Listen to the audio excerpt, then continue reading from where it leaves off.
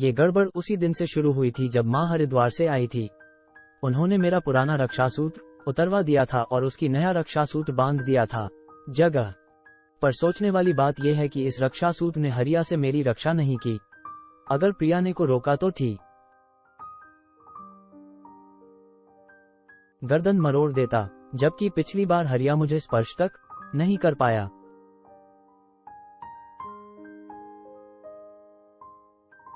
तो क्या ये सब माँ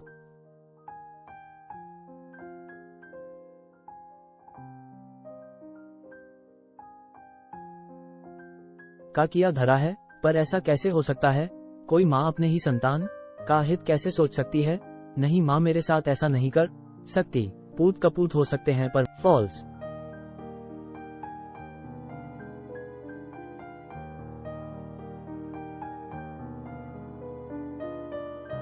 एक मिनट, हो सकती है माँ भी कुमाता हो सकती है। अगर वो उसकी माँ हो ही न तो कहीं ऐसा तो नहीं मेरी माँ बनकर जो यहाँ आई है वो कोई और ही हो? ओह, मुझे इसका पता लगाना होगा। 4 यूरो।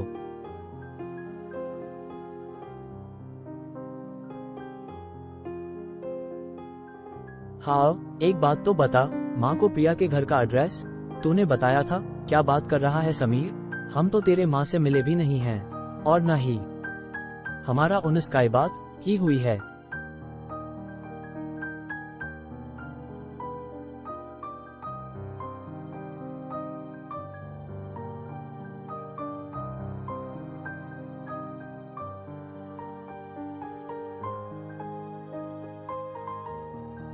तो मेरा शक सही निकला।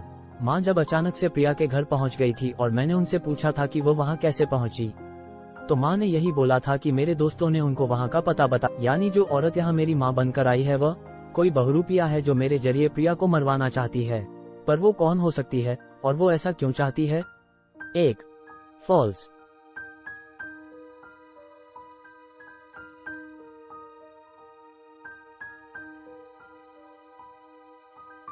कहीं वो बहुरूपिया राजकुमारी नीलम तो नहीं? हाँ, ये वही होगी। एक वही है जो मुझे हासिल करना चाहती है और मेरे और उसके बीच का सबसे बड़ा कांटा है प्रिया। हे भगवान, अब सारी बात समझ में आ गई। पर अब मैं क्या करूं? कैसे रोके उसे?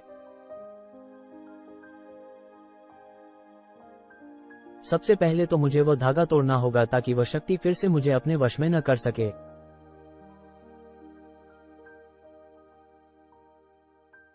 फॉल्स।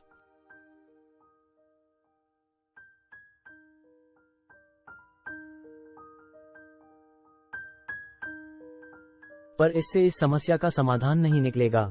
रक्षा सूत्र टूट चुका है। वो कभी भी मेरे शरीर पर हावी होकर प्रिया को नुकसान पहुंचाने की कोशिश कर सकती है।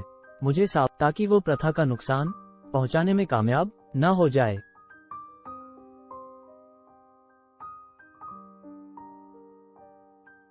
अगले दिन। अरे बेटा समीर, तू सुबह सुबह मेरे कमरे में?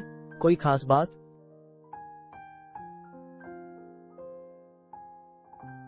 हाँ माँ, आज सोमवार है ना, तो मैंने सोचा आज तेरे साथ शिव मंदिर चलता हूँ। तू हर सोमवार जाती है न पूजा करने?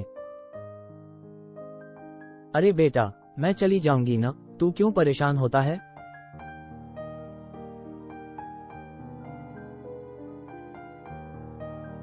माँ, इसमें परेशानी की क्या बात है?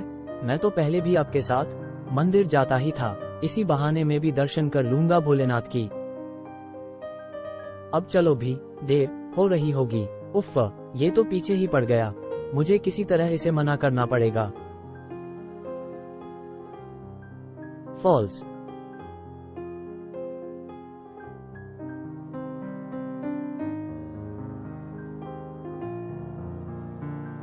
मैं जानता आप मुझे अपने साथ क्यों नहीं ले जाना चाहती हो। अब देखता हूँ कि आप मुझे मना करने का कौन सा बहाना बनाते हो। समीर, तू मेरे साथ मंदिर नहीं जा सकता। 45।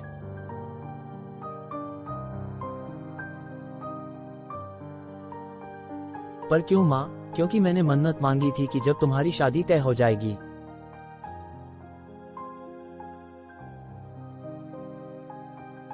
तो मैं अकेली नंगे पांव 21 सोमवार शिवलिंग में दूध अर्पित करूंगी।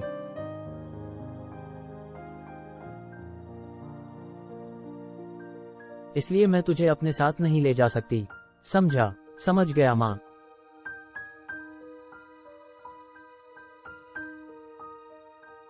पर एक बात, आप भी समझ जाओ।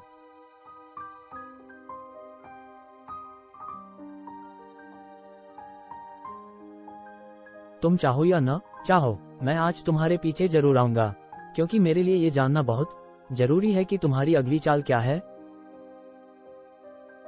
समीर की मां के कदम शिव मंदिर से थोड़ी दूरी पर आकर रुक गए।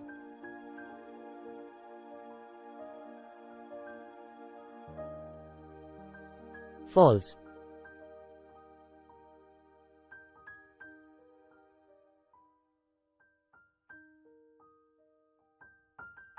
फॉल्स।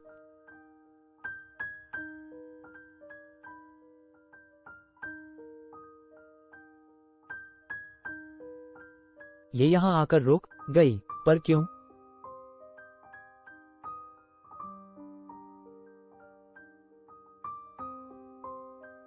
फॉल्स।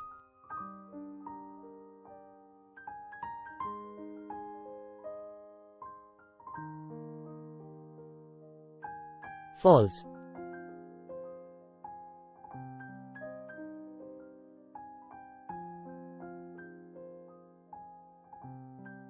फॉल्स।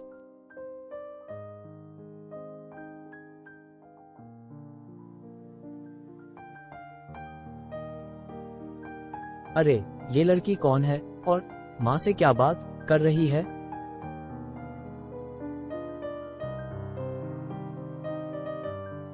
बात खत्म होते ही दोनों अपनी अपनी दिशा में आगे बढ़ गए।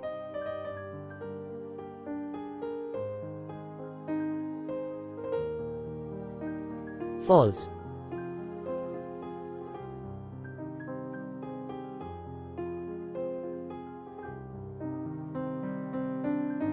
मियर।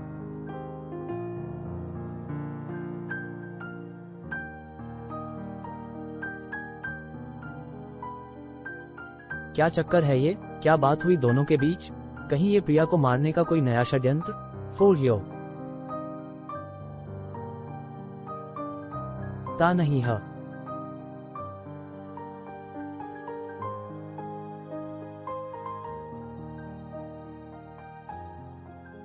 कुछ समझ नहीं आ रहा।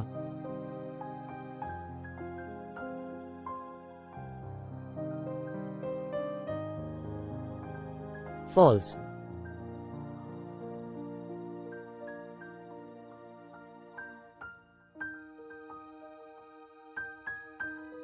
फॉल्स।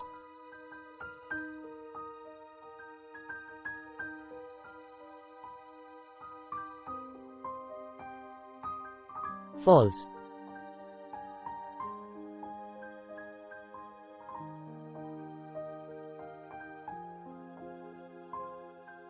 हाँ हाँ राधा, मैं जरूर आऊंगी। आप आओगी न दीदी हमारे साथ?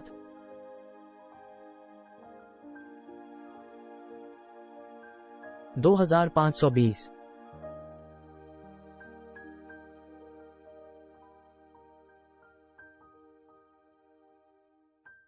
ये लड़की कौन थी और तुम्हारे साथ कहाँ जाने की बात कर रही थी?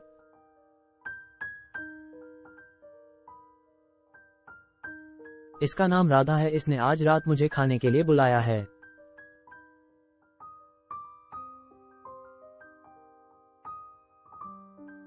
और तुमने हाँ कह दिया, वह भी बिना मुझसे कुछ पूछे? अरे ये क्या बात हुई? अब क्या मुझे हर काम तुमसे पूछ कर करना पड़ेगा? फॉल्स।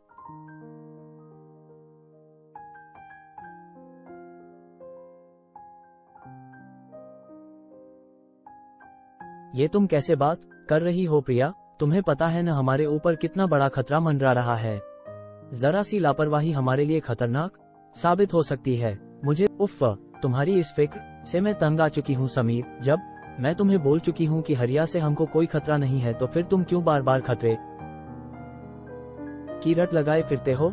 क्योंकि हरिया यहाँ एकमात्र खतरा नहीं है प्रिया।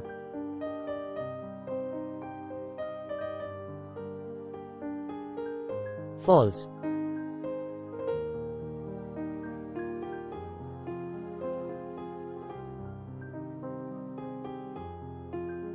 क्या मतलब ये कि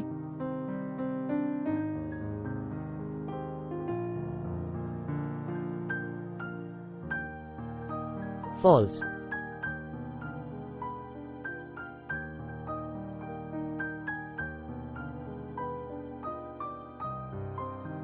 क्या बात है समीर प्रिया, तुम दोनों ऐसे लड़ क्यों रहे हो?